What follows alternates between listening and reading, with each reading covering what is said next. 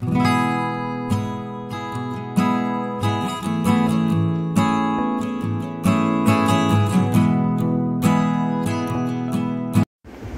Hi అండి. మనం కొబ్బరి రైస్ అయితే చాలా ఈజీగా చేసుకోవచ్చండి. పచ్చి కొబ్బరితో చేస్తున్నాను అండ్ ఈ ప్రాసెస్ అయితే చూసేద్దాం, ఓకేనా. అండ్ ఇప్పుడు ఒక బాండిల్ అయితే పెట్టాను, ఇందులో ఆయిల్ అయితే వేసాను. కొంచెం హీట్ ఎక్కగానే ఇవన్నీ కావాల్సిన పదార్థాలు నేను 1 by 1 వేస్తూ చెప్తానండి. అండ్ ఇప్పుడైతే మనం ఫస్ట్ అయితే ఆవాలు వేస్తున్నాను అండ్ వెంటనే జీలకర్ర వేస్తున్నాను అనమాట.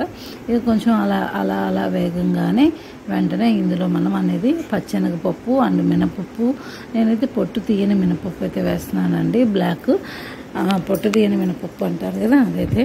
సో అదైతే వేయగానే ఇక్కడ ఎండుమిర్చి అండ్ పచ్చిమిర్చి వేసేసుకొని కొంచెం వేపించుకోవాలండి. వేపించుకున్న వెంటనే ఇది కొంచెం అలా బాగా పచ్చిమిర్చి అనేది బాగా వేగితే మెత్తబడుతుంది కదా, అది కొంచెం రైస్లో తినడానికి కూడా బాగుంటుంది. కొంతమంది తినడానికి ఇష్టపడతారు పచ్చిమిర్చి, సో అందుకని కొంచెం బాగా వేగనివ్వండి. అండ్ ఇక్కడైతే నేను జీడిపప్పు అండ్ వేరుశనగపప్పు 2 వేసేసాను.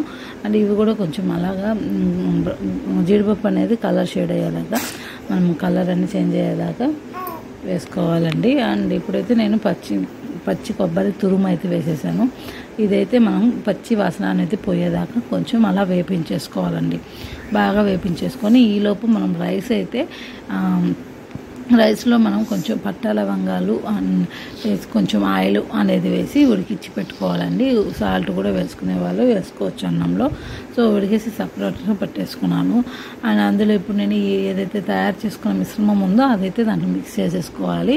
మిక్స్ చేసేసుకొని అలాగా బాగా మిక్స్ చేయాలి రైస్ అంతా అది పట్టేలాగా. సో ఇంతేనండి, సింపుల్ అండి, వెరీ టేస్టీగా ఉంటుందండి కొబ్బరి రైసు. మీరు ఎవరైనా తినకపోయింటే ప్లీజ్ చేసుకోండి, ఎలా ఉందో నాకు చెప్పండి.